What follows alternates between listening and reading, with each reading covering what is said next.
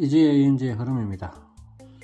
오늘은 부하 용량에 따른 차단기 선정, 전선 선정을 우리 같이 한번 해보도록 합시다. 그러니까 기본 정도는 알고 가자, 이런 개념입니다. 그죠?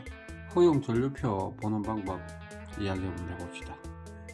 허용 전류표는 배선공사 방법에 따른 전선의 종류별 허용 전류입니다. 이걸 다른 말로 하면 똑같은 굵기의 선인데 배선공사 방법에 따라서 허용 전류가 다르다는 말입니다. 그죠? 크게 우리는 A, B, C, D, E, F, G까지 나눕니다. 그죠? A는 단열재 배관과 배선을 했을 때, B는 석재 벽면에 배관과 배선을 했을 때 벽면에 붙이는 거죠. C는 케이블만 석재 벽면에 붙였을 때, D는 지중해 땅속에 우리 묻었을 때 허용 전류가 다 다릅니다. 그죠? EFG는 추레입니다. 그죠? 기중이니까 추레이죠. E 같은 경우에는 케이블을 추레에 올렸을 때, 그 다음에 F 같은 경우에는 완실을 추레에 올렸을 때고요. 그 다음에 추레에 올리는 방법에 다 다르게 허용 전류가 나누게 되어 있습니다. A 같은 경우에 단열재 안에 완실을 배관을 해서 넣었을 때, A1 같은 경우에, 3상 같은 경우에도 단열재 벽안에 배관을 해서 완실을 넣었을 때, A2 같은 경우에는 케이블입니다. 그죠? 똑같은 조건에 케이블을 넣었을 때, B1 그는 석재 벽면에 바로 전선관을 붙이고 그 안에 완실을 넣었을 때, B2는 케이블을 넣었을 때입니다. 그죠? C 같은 경우에는 케이블을 바로 벽에 붙였을 때죠. 자, 여기서 우리가 왜 이걸 굳이 보자 하면은 똑같은 전선의 굵기인데 허용 전류가 다 다릅니다. 25스퀘어를 한번 예를 들어 보겠습니다. 25스퀘어 같은 경우에 단열 벽안에 완실을 두 가닥을 넣으면 106A죠. 허용 전류가 106A까지 흐릅니다. 그죠? 그런데 케이블을 넣으면 허용 전류가 99A 밖에 흐르지 못합니다. 그런데 석재 벽면에 넣으면 133A가 흐르죠. 그죠? 그 다음에 석재 벽면에 케이블로 넣으면 119A가 흐르죠. 그런데 만약에 케이블 자체를 바로 붙이면 138A가 흐릅니다. 그 다음에 추레이 한번 볼게요. 추레이 25스퀘어 같은 경우에 149A가 흐릅니다. 케이블을 넣었을 때. 완실을 넣으면 161A가 흐르죠. 그럼 최대 161A를 흘려도 된다는 이야기가 되는 겁니다. 최소로 하면 99A가 흐르죠. 차이가 많이 나죠. 배선 공사 방법에 따른 똑같은 전선이라도 허용 전류가 다르다는 것을 이해를 하셔야 됩니다.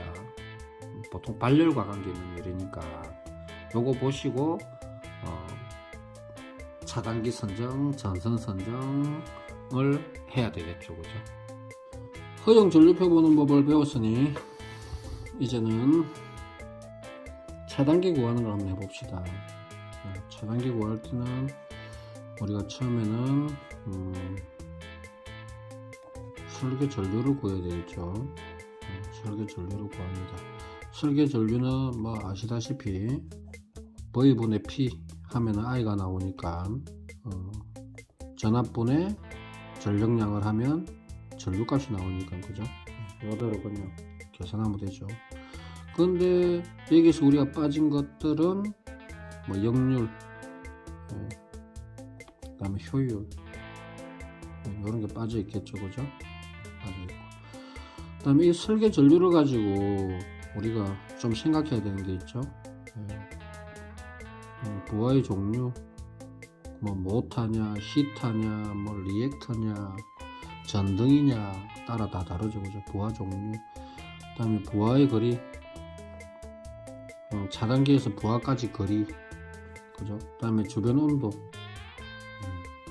요런 것, 다음에 공사 방법, 뭐 지중이냐 뭐 트레이냐 샌드위치 판넬 아니냐 따라서 또 다 다르죠, 그죠? 이런 걸 다 계산하면은 우리가 일종의 전격 전류가 나오는 거죠. 전격 전류가 나오면 우리가 차단기를 선정하는 거죠. 차단기 선정하고 나면 전선의 굵기를 선정하죠. 이 기준으로 한번 해볼게요. 만약에 단상 10kg다 이렇게 우리가 했을 때 부하가 단상 10kg다 일반 부하라고 이야기합시다. 전등이나 히터, 그 다음에 다른 부하는 전동기 했을 때 단상 부하니까 설계 전류는 220V 분의 1000W는 45.4545죠, 그죠? 근데 이 설계 전류는 전동기나 전등이나 히터가 다 똑같습니다, 그죠? 예. 요 다음에 이제 계산해야 되는 게 아까 말씀드렸던 부하의 거리, 주변 온도, 공사 방법 뭐 이렇게 이야기하는 거죠, 그죠? 공사 방법을 콘크리트 암 단열 벽안으로 정합시다. 여기서 전등이나 히터 같은 경우에는 45A니까 차단기는 50A 선정하고 전선은 단상의 단열재 벽 안에 50A보다 큰 전선, 그죠? 아까 본 허용 전류표에 단상에서 50A보다 큰 거 10스퀘어, 그죠? 10스퀘어 단열 벽 안에 전선광을 넣었을 때 10스퀘어는 61A를 하랍니다, 그죠? 그러면은 2C 10스퀘어로 선택할 수 있겠죠. 자, 전동기 같은 경우에도 이 계산을 하면 되느냐? 안 되죠. 왜 안 되느냐 하면 전동기가 문제가 되는 거는 기동 전류, 다음에 기동 전류의 시간, 이렇게 우리가 감안을 해야 됩니다. 그 다음에 뭐 거리는 문제가 없다고 칩시다, 그죠? 우리가 최근에 어떻게 되어 있냐면은 45.45 곱하기 1.25배를 해라 이렇게 되어 있죠. 45.45 곱하기 1.25 56A 되죠. 56A 위에 차단기는 60A 차단기죠. 60A 차단기는 60A보다 높은 전선을 써야 되겠죠. 전선은 자 60A 10스퀘어는 61A입니다, 그죠? 너무 위험하죠. 그럼 16스퀘어 81A.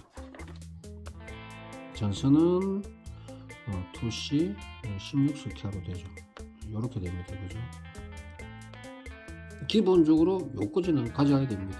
거리는 문제없다 보더라도 주변 온도 이런 거는 일반적인 공사를 봤을 때 이걸 제가 쭉 해보니까 일반 부하일 때는 일반 부하의 1.1배가 차단기 용량이고 차단기 용량의 1.1배 하면은 전선 용량, 요렇게 만들면 어지간한 큰 이슈가 없는 한 안전공사 검사 기준에 무조건 다 패스합니다. 전동기 부하에서는 부하의 1.3배를 차단기 용량으로 하고 그 다음에 차단기 용량의 1.1배를 전선 용량으로 하면 지금 현재 바뀐 KC 규정에 다 맞아 들어갑니다. 모자라지가 않습니다. 물론 특별한 예외가 있죠. 거리가 너무 멀 때, 거리는 보통 100에서 150m 넘어가면 전압 강화율을 계산을 해봐야 됩니다, 그죠? 분기 차단기를 설계할 때 차단기와 전선을 설계할 때는 큰 이슈가 없을 겁니다. 왜 이걸 어느 정도 가지고 있어야 되냐 하면 설계서가 우리가 설계서대로 작업을 했는데 전기가 트립이 된다거나 했을 때 우리가 전기기사분이나 설계사들분한테 이거 전선 용량이 작은 거 아니냐, 차단기 용량이 작은 거 아니냐 라고 반론은 제기할 정도는 돼야 되겠죠, 그죠? 그런 의미에서 이걸 대충은 알아야 된다. 이런 개념입니다. 부하에 따라서 차단기와 전선의 굵기는 달라집니다. 다음에 공사 방법에 따라서 달라지고, 그에 대해서 한번 생각을 해봤습니다. 도움이 되셨으면 좋겠습니다.